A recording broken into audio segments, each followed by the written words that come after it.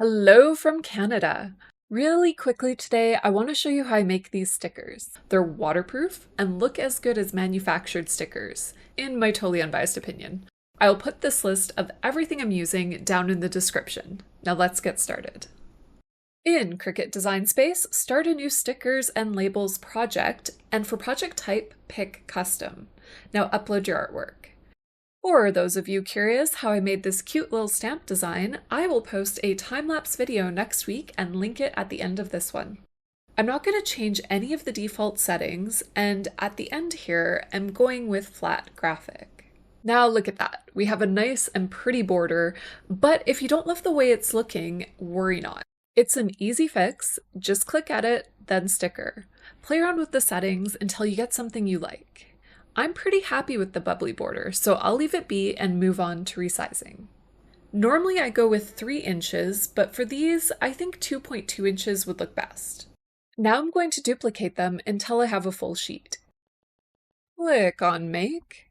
I highly recommend printing your sticker sheet to a PDF. Printing directly from Cricut always comes out dull, and we want pretty, vibrant stickers. I wasted a sheet of sticker paper just so I could show you how awful this is. Ugh, look at that. We could do better. Pop open that PDF and hit print. For printer settings, you want glossy photo paper and go ahead and toggle the print quality to high. Also, I can't stress this enough, paper quality matters. If you want nice stickers, get nice paper. Do not skimp on it. We're going to be cold laminating, and this part seems scary, but I promise once you get the hang of it, it's fun and very satisfying. I'm also going to show you my tricks for getting it perfect every single time.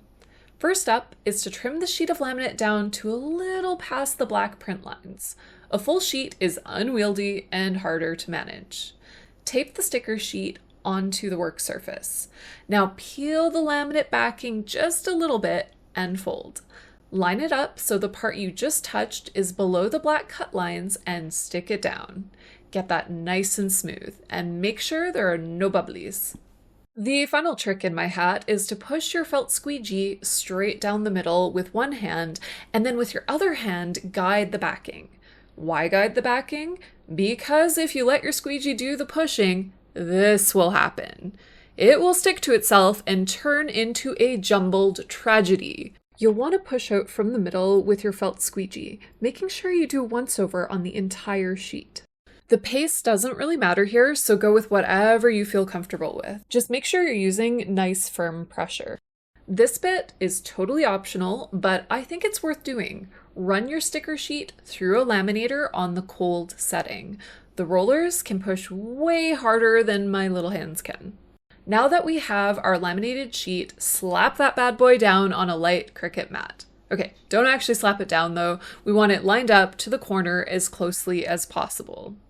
A little trick I use is to put my finger in the top corner and then free rotate it to line it up.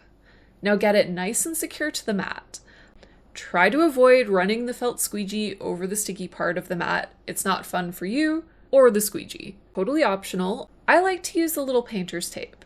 Head back over to Cricut Design Space. We're going to customize the material, but don't worry, you'll only ever have to do this step once. Click on Browse All Materials, then Material Settings. Then go ahead and scroll down to Printable Vinyl Specialty and set all 3 sliders to 290. Then select 2 times from the drop-down. Hit Save, then scroll all the way to the bottom and click Done.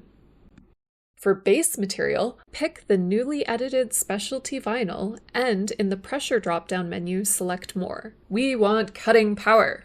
Now boop your Cricut and get it going. We're going to be running this cut twice to make sure it goes all the way through. Once that first run has finished, boop the Cricut button again. That's it. Remove these from the mat and enjoy your little masterpieces. I'm new to making YouTube videos, as in this is my first one ever, but I will be posting videos weekly, so stay tuned. And if you liked this video, please let me know in the comments. Bye for now.